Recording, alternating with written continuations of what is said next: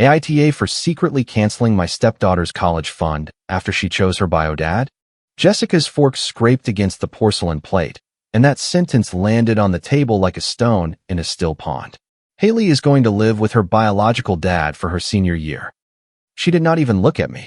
She kept cutting her grilled chicken as if she were telling me it was going to rain in Phoenix tomorrow. I felt the food stop halfway down my throat. That strange moment when your body understands before your mind that something has just broken. I did not cough. I did not ask questions. I chewed slowly, because any reaction would have sounded like a plea, and I was sick of sounding like a supplicant in my own home. She raised her eyes for a second. That second told me everything. It was the same satisfied look she had when she refinanced the house to simplify the paperwork. The same one she used to inform me she had moved Haley to the private university without consulting me. The same one with which, years ago, she had introduced me to her sister Stephanie, saying, "This is Brian, the one who helps us with expenses. The one who helps." As if 17 years of my life were nothing more than a church collection. "She will be better off with him for her last semester," she said, chewing. "He has more space now in the house in Peoria. They are reconnecting." Reconnecting. What a beautiful word for something so unexpected. Reconnecting with the same guy who for 5 years never paid a cent of child support. The one who sent birthday wishes on social media 2 days late. The one who showed up just as Haley started talking about the university and exchange programs in Europe. That was Tyler Brooks, the brand new, freshly minted father of the year. I drank my wine. It was warm. Jessica had used the wrong salt again, the coarse pink kind she buys at that organic store in Scottsdale that sticks to the meat like sand. I was going to tell her, but what was the point? There are some things you stop correcting when you understand it is no longer your table. And then came the second blow. You are going to keep paying her tuition, right? Just for continuity. Haley is already used to it. Continuity. As if I were a phone data plan they had forgotten to cancel. As if my function in this family had an auto-renew option. Of course, she added quickly, misreading my silence. It is just that we built everything on your support. It would be chaos if it stopped now. That was when something inside me settled. It did not explode. It settled, like when you turn a puzzle piece and it finally clicks into place. This was not a conversation. It was a press release. The decision had been made weeks ago, maybe months. I was the last to know. The fool you inform after the papers have already been signed. I picked up my plate, took it to the sink, and rinsed it slowly. She was still at the table, swiping her finger across her phone, already distracted, already thinking about the next thing. I walked into the bedroom without rushing. From the closet, I took out the black roller suitcase I used for work trips to Tucson. I packed 3 shirts, a pair of jeans, my laptop, and my passport. I left the silver cufflinks she gave me for our 5th anniversary. I left the sneakers I never wore. I even left the cologne. Nothing that would confuse the message. I passed through the kitchen, took the house key off my keychain, and placed it on the granite countertop, next to the fruit bowl where an apple was ripening too quickly, already showing a brown spot. Jessica looked up. "Now what? Where are you going?" I did not answer. "Seriously, Brian, what is this?" I almost laughed. Almost. I gave her a faint smile, with no malice and no resentment, with the calm expression of someone who had already made his decision and was just waiting for the right moment to leave. I walked out. The night in the Chandler neighborhood smelled of fresh rain and burgers from the corner food truck. I walked 2 blocks to my car, threw the suitcase in the trunk, and the weight that fell from my shoulders did not feel like a tragedy. It felt like a loan I had finally finished paying off. I drove aimlessly. 3 hours later, I ended up in a small roadside motel on the way to Sedona. $50 more than it was worth, with scratchy sheets and a flickering light bulb, but no one was shouting my name and no one was asking me for anything. I opened my laptop on the rickety desk and connected to the place's slow wireless internet. I started with the university's payment portal. I logged in with my credentials because my credentials were the only ones that mattered there. Credit card ending in 0472, loaded for years as the primary method. I remembered it well. I had set it up the first time Haley cried because the registration system had crashed and she did not want to lose her class schedule. It seemed like what a father does. Stepfather or not. You step in, you solve the problem. Click. Delete. Payment method. Confirm. Done. No farewell email. No thanks for these years. Nothing. A clean void where my money used to flow. Next was the major medical insurance, the family policy through my company. Haley was listed as a dependent since she was 8 years old, when Jessica stopped working to be more present. I went to my company's human resources portal. There she was, Haley Ellis Brooks, born March 14, 2006. Status: active. I hovered the cursor over remove dependent for a good while. Not out of guilt, but for precision. Because what I was doing was not rage. Rage burns out. This was something else, colder, quieter, like someone carefully turning off a gas valve so it does not leak. I clicked. Confirmation. Done. No deductibles, no co-pays, no emergency room bills hitting my card. I continued with the education fund. I had opened the 529 plan when Haley was 10 years old, convinced she was going to study veterinary medicine because back then she was a girl who rescued cats from the street and cried during animal documentaries. In the end, she chose digital marketing. Not bad, I suppose, if your thing is selling pretty illusions. Accessing it took longer. Two-factor authentication, a text to my phone, code, validation. But I got in. There were the numbers, lined up like little soldiers. $21,965. Not a fortune, but enough for the upcoming semester and part of the next. I redistributed it to an investment account in my name, registered under an old trust with a mailing address at a post office box I had abandoned in Tucson. No one was going to trace that easily. The transfer was complete in 90 seconds. Then the list, a text document I had been quietly keeping for the last 6 months, without really knowing why, like someone accumulating instincts. Family cloud storage plan, downgraded. Music streaming subscription for 6 accounts, canceled. Video streaming services, canceled. The wholesale club membership, canceled. The shared ride account where Haley requested her rides to campus, payment method deleted. Even the grocery loyalty card, which seemed silly, but without my phone number, they would not get the Wednesday produce discounts. I cut the strings one by one, without announcements, without explanations, and without a social media post. Just silence. The kind of silence that makes people check their bank statement twice, frowning, thinking it is a bank error. I closed the laptop. I stepped out onto the little motel balcony, if you could call that piece of concrete with a plastic chair a balcony. The air smelled of pine and wood smoke from a nearby diner. I lit a cigarette, though I had not smoked in 3 years. The orange ember trembled in the darkness. I was financially disengaging for hours from my home. Not out of cruelty, but out of necessity. They had always confused my support with obedience. They would discover the difference the hard way. Meanwhile, back at the house, the celebration was something else entirely. I was not there, of course. But Lydia, the woman who came to clean on Tuesdays and Thursdays, would later tell me that the kitchen that week smelled of cocktails and a kind of laughter she had not heard before. Jessica had invited her sister Stephanie, the one with the nail salon in Central Phoenix, and 2 friends from yoga. They uncorked a bottle of California red wine, the kind Jessica bought when she wanted to feel sophisticated, and made a toast. He left without a word, Jessica said, loud enough for Lydia to hear from the service patio. He did not even raise his voice. He just walked out like a man who already knows he cannot win. There was laughter, soft at first, then more open. The kind of laughter that only erupts when someone believes the worst is over. Lydia told me later they did not even use my name. It was just he, as if I were already a footnote in their new story. He will keep paying, Stephanie said, taking a sip. Guys like him always pay. It is their way. They toasted again. That same week, Haley posted a photo on social media.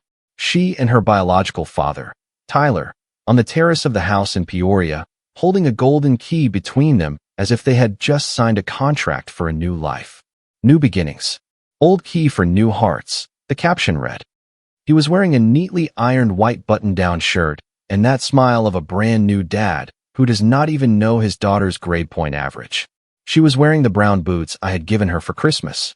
What the photo did not show was the sealed envelope on the dining room table, a thick envelope with the university administration seal, marked urgent. It had arrived 3 days earlier. Jessica saw it, picked it up, shook it to feel if there was a check inside, and put it back down. Why would she open it? In her mind, the next chapter was already written. Haley had a real dad now, the one who posted selfies on social media with bad filters and talked about starting a podcast on entrepreneurship. Jessica posted her own version the next day, A photo of the sunrise over the garden with a quote copied from a self-help account. When one chapter closes, another begins. I trust the universe and release the energies that are no longer aligned. My energy got 180 likes. Neither of them noticed what was missing. The automatic car insurance payment that had bounced. The streaming account that was turned off. The grocery delivery app that sent emails saying, card declined. Please update your payment method. The first tuition payment went through without confirmation. No one double-checked. Because I always paid. Because I always showed up. Because in the mental image they had of me, I was never going to leave. They laughed, they toasted, they posted photos, not realizing that every thread they were standing on had already been cut. Not by accident, but with method, like someone pruning the roots of a vine that had never stopped growing over their house. It started with a little red notification bubble. It was a Tuesday morning, one of those gray days when the Phoenix sun could not quite break through. Haley stretched in her bed in Peoria, her new room with peach-colored walls and string lights she had hung over the weekend. She checked her phone, half asleep. School groups, social media, messaging apps. An email made her stop. Subject, urgent, financial aid status under review, action required. It was from the scholarship office. Cold, greeting less language. Your financial aid package is at risk of suspension due to absent or incomplete paternal documentation. Please log into the portal and complete the pending forms by Friday to avoid interruption of your enrollment. She sat up in bed and read it again. Her heart gave a strange little tug. She walked to Tyler's room and knocked on the door. "Dad," she said, her voice still hoarse. A groan from inside.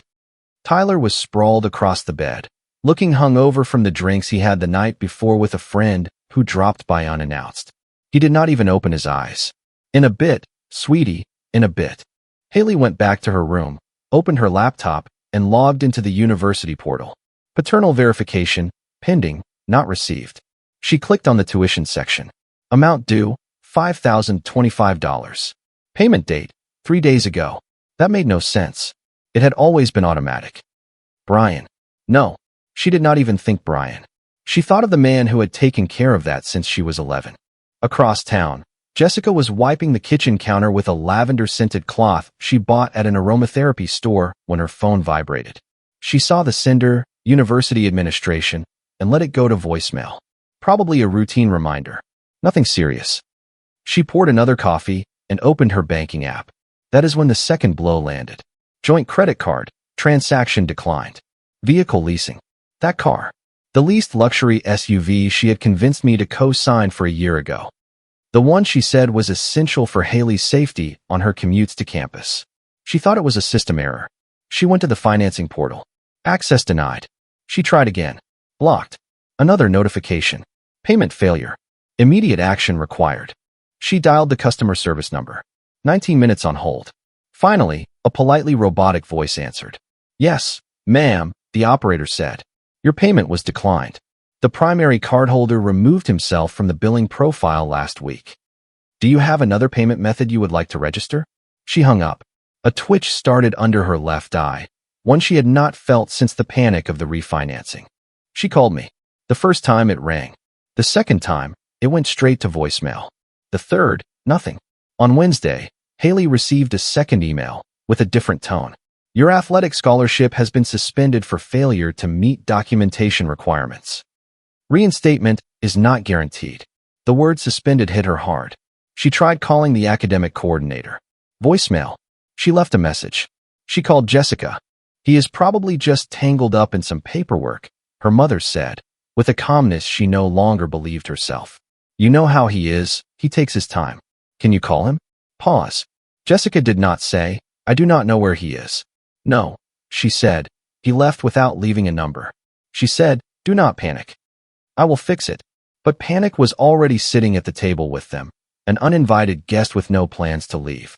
On Thursday at 6:42 in the morning, with the fog still clinging to the grass of the Peoria subdivision, there were 2 knocks on the door. Haley, disheveled, peeked through the blinds. A man in navy blue overalls holding a clipboard was walking calmly toward the silver SUV parked in the driveway. She ran downstairs, barefoot, her robe poorly tied. Hey, that is my car, she yelled, waving her phone as if it were a magic credential. The man did not even look up. He took a photo of the rear license plate. Plates ending in 742. Payment declined. Account closed. Orders from corporate. Sorry, miss. But my dad co-signed for it. My dad, she started. All business is handled with the leasing company, the man replied, hooking cables to the tow truck with the patience of someone who does this every day. Haley called Jessica before the rear tires lifted off the ground. Her voice broke. Mom, they are taking the car. Silence on the other end. The rustling of paper. A whisper. Okay, I am going to call your father. She did not specify which one. Later, on her third glass of wine of the afternoon and her 10th ignored call, she dialed Tyler and put him on speaker. Hey, she said, trying to sound casual. We had a tiny little setback. He cut her off. Jessica, I seriously was not expecting so much so fast. So much what? It is just that my accounts are tight right now.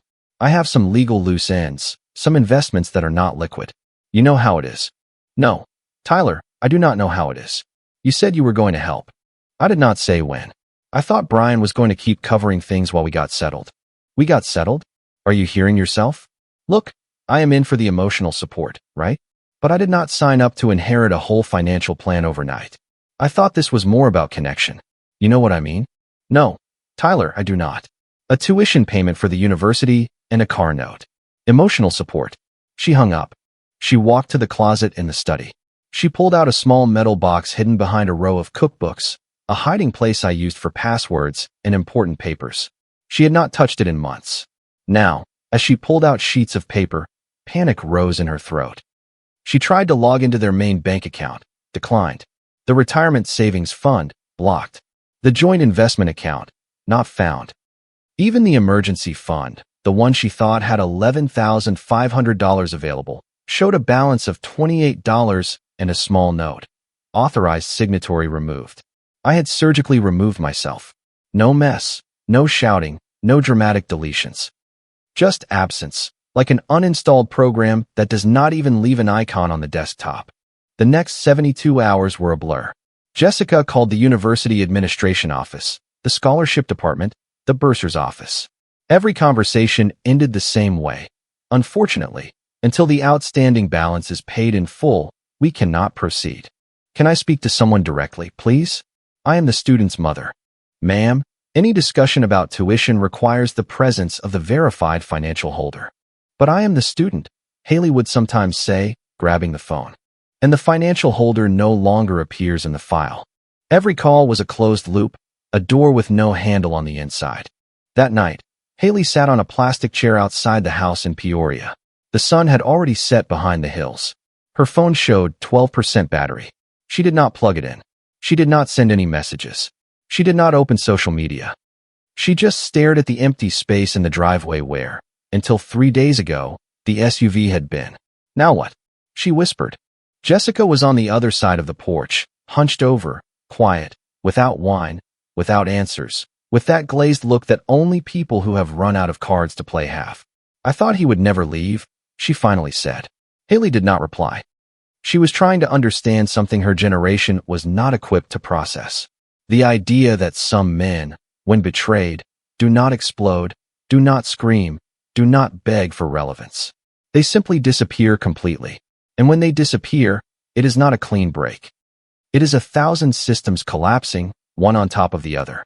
It is watching every shortcut, every he will always be there, turn into a wall of unanswered emails and final notices. There was no plan B, because the man they had set aside was not an extra. He was the foundation. And now they were standing on the rubble. The messages started reaching me in the early morning. I was in a friend's cabin near Flagstaff, borrowed in exchange for checking on his heating system before winter. There was no cell service during the day, only at one specific spot on the porch, near an old post. I would go up, leave my phone on the railing, and go back down to chop wood. First came the polite ones. Brian, please, we need to talk. Then the accusatory ones, laden with sighs and words like unfair, you cannot do this. She loves you like a father. Then the please. Brian, please answer me.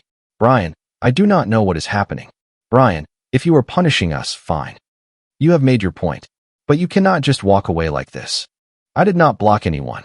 That would have been merciful, clean, obvious.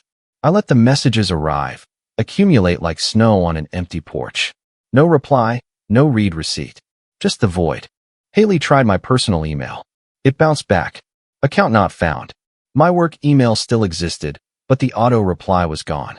No out of office message, no be back soon. Silence. Jessica tried social media. My profile was still there, but clean. No new posts, no photos, no activity. The last post was from almost a year ago. A cup of coffee on the grass at sunrise. Caption, blank page. I imagine she stared at that photo for a long time. I wonder if she finally asked herself if it had been a warning. She went to my office in North Scottsdale. She walked into the building, her heart pounding in her temples. She knew the code, knew the reception desk, knew the girl at the front. But the floor was different. The company I worked for had changed its legal name and address 3 months earlier. Office 204 was now occupied by a dental lab. The receptionist looked up as Jessica peeked her head in. Oh, looking for the engineering folks? They moved out about 3 months ago. Do you know where they went? No, ma'am, sorry. Haley tried messaging apps, even social media. Nothing. I had not blocked her. I just was not there. It was as if the accounts had been inactive for years. The impact did not come all at once. It came in little pieces. When she tried to recover an old login for the university portal and realized the backup email was mine. When she tried to forward tax receipts to the scholarship office and got the message, account deactivated by administrator. When Jessica went to the cabin I used to rent sometimes near Sedona and the listing was already taken down, the contact number erased.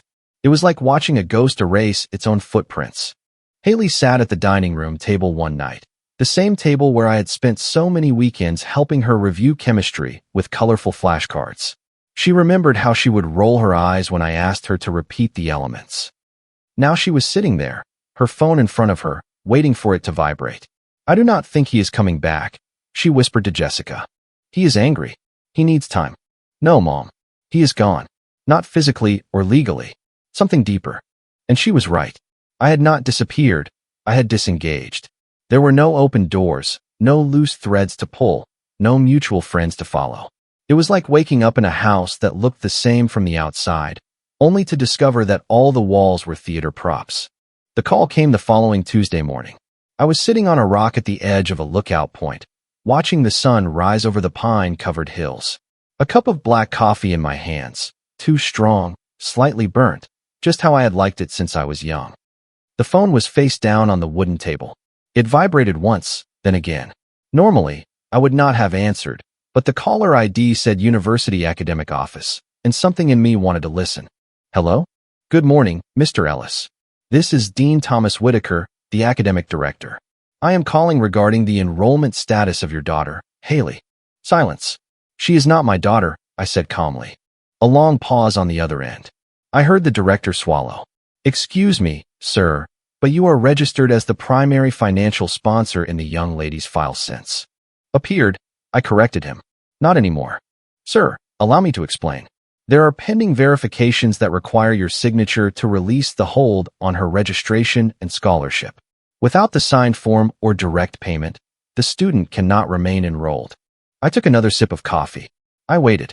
Then I heard something I did not expect, a ragged breath in the background. Someone else was on the call, holding their breath. It was Jessica. I recognized it instantly. She was there, on speakerphone, silently begging me, not daring to speak. Mr. Whitaker, I said, I am not Haley's father. I was her sponsor. I am no longer. I appreciate your time. Mr. Ellis, wait, please. Have a good day. I hung up. Then a sob. That was the sound they told me about later. The sound of Haley collapsing in the kitchen, her legs giving out until she was sitting on the tile floor, her hands over her face. It was not a movie-style cry. It was a broken breath, like air hissing from a punctured tire. Jessica knelt beside her, not knowing whether to hug her or apologize, not knowing if either of those things still mattered. Because there it was, the truth. Not a legal notice, not an explosion. A declaration. I am not Haley's father. And for the first time since they had orchestrated their new beginning, they understood that there was no version of this where I came back. No negotiation, no forgiveness, no second act. The line had been drawn. This time, it would not be crossed. The story exploded on social media that Friday. It was not me, of course. It was someone from the university, a girl in Haley's year, who posted it in a campus Facebook group.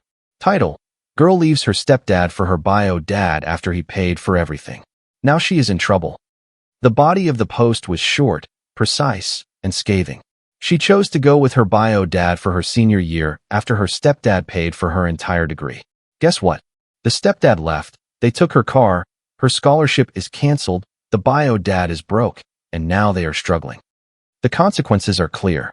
The post went viral in hours. It crossed over to Reddit, TikTok, and other platforms. No one mentioned last names, but the details were too specific. Someone found Haley's social media with the photo of the key. Someone found Jessica's sunrise post. The dots were easy to connect. The comments were harsh. The stepdad did nothing wrong. Consequences exist. Welcome to adulthood. How many trips did they take with his money? Seriously, how thoughtless. This is called karma. On campus, Haley stopped getting direct looks. Her roommates, Emma and Sophie, avoided the living room when she was there. They kicked her out of the group for the spring break trip to the beach, the one she had helped plan for 2 months. A silent wave of unfollows began to ripple through her feed.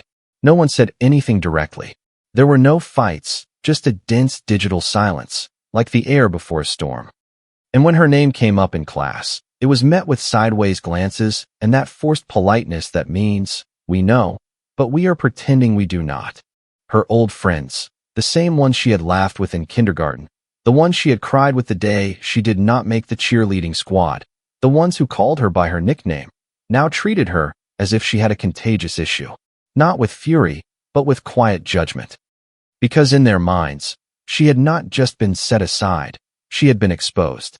The image she had built for years, the pretty, centered girl with the reliable stepdad and the newly reappeared biological father, was dissolving like wet paper. And the worst part was not being broke, it was being visible. Everyone was watching the collapse. There was one last development. Jessica attempted the move that everyone who has faced financial trouble tries sooner or later. She went to the Chase Bank branch and asked to take out some of the equity from the house. Her plan was simple: get a home equity loan, pay the tuition, breathe for a month, look for a job, and reinvent herself. She sat across from the loan officer, a skinny young man with thick lensed glasses who typed with irritating patience. The office smelled of machine coffee and old folders. "I just need a portion of the equity," she said, handing him the folder. "I have the house. We have it." He does not live there anymore. It is from 2012. The young man clicked the mouse, typed, paused, typed some more. He furrowed his brow slightly, a small gesture, but large enough for her to feel it.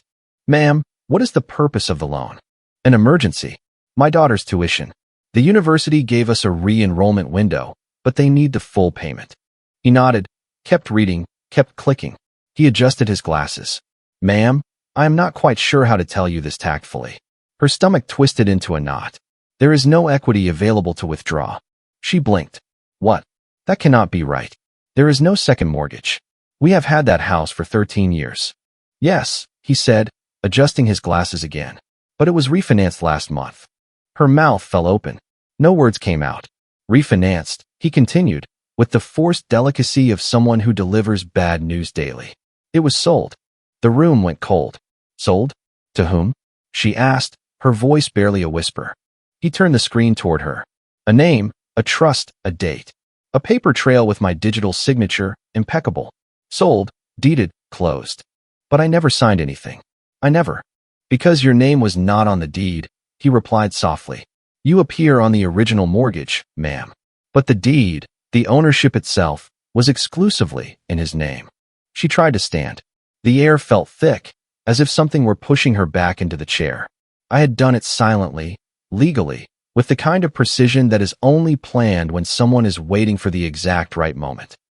I had everything ready since she had told me months earlier that she wanted to put the house in her name for paperwork reasons. When I had replied, "Let me think about it," she had assumed she had won. In reality, I had just started counting the days. She left the bank branch without the folder, walked through the parking lot in a trance, passing families and couples who still had houses, still had a safety net, still had men who paid without asking for applause. She sat in her car for 10 minutes before trying to call me. Beep, beep. "The number you have dialed is not available." Please check the number and try again. No voicemail, no alternative message. Just a wall. She dialed again. Same result. Not blocked, not lost. Erased. I had not left with slammed doors. I had not posted anything. I had not bragged to mutual friends. I had left like the tide, slowly, methodically, until one day she looked up and discovered she was alone on the rocks. No revenge, no declaration. Just the complete and final withdrawal of a man who gave everything and asked for nothing. And when Jessica looked around, truly looked, she realized what was left. No house, no plan, no alternative. Just her daughter's name on an open invoice and the echo of a man who had held up the entire structure with invisible hands until the day he decided, with all the calm in the world, to let go. That same afternoon at the cabin, I was sitting outside with my boots on the gravel. The coffee had gone cold. The phone had vibrated 14 times since noon. I did not touch it. I watched a squirrel scamper across the yard with something in its mouth and disappear into the pines. It was not revenge. It was not satisfaction. It was peace. The kind of peace that only comes when you stop asking for explanations, when you stop defending your own way out, when you stop feeling responsible for the hunger of the ones you yourself supported for years. I thought about that day, about 12 years ago, when Haley was 6 years old and had a very high fever on a Sunday morning. Jessica was asleep, exhausted from a wedding on Saturday. I carried her to the car, wrapped in a blanket with cartoon characters on it.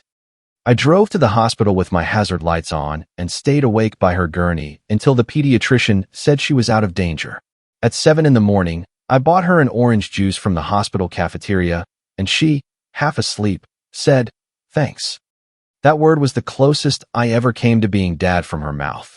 And for years, I convinced myself that was enough, that I did not need more, that the title did not matter as long as I could be present. How naive.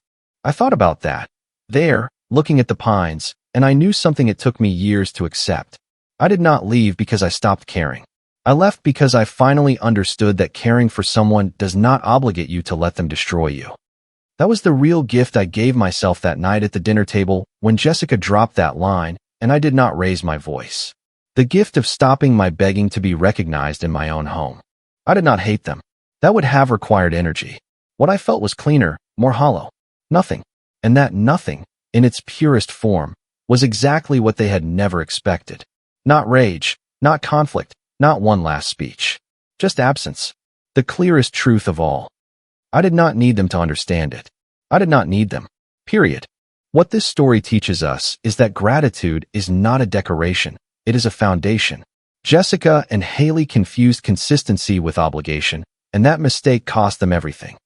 They treated me like an emotional safety net who would always be there, and when they set me aside, they failed to understand that quiet men do not fight back. They simply lock the door from the inside and leave without a sound, taking everything they built with them. The lesson here is clear. Never underestimate the one holding things up in silence. Learn to say thank you before you need to, not after. And if you are the one carrying the house on your shoulders, document everything, protect what is yours legally, and remember that stepping away in time is not abandonment. It is dignity. Comment. I really connected with this one because it reminded me how important it is to protect our own peace. When we keep giving without any limits, we can lose sight of our self-respect. Setting boundaries doesn't mean you stop caring. It means you finally start valuing yourself. True kindness includes knowing when to step back and let people face their own responsibilities. Walking away quietly can feel heavy at first, but it often brings the deepest healing. I've learned that choosing calm over constant chaos is one of the bravest things we can do. You deserve relationships where your efforts are truly seen and appreciated. Take a moment today to check in with yourself and ask what you really need. Gratitude goes both ways, and sometimes the best gift is teaching others through your silence. What do you think? Have you ever had to draw that line for your own well-being? If you liked it, don't forget to leave a comment and support the channel by subscribing. See you in the upcoming stories.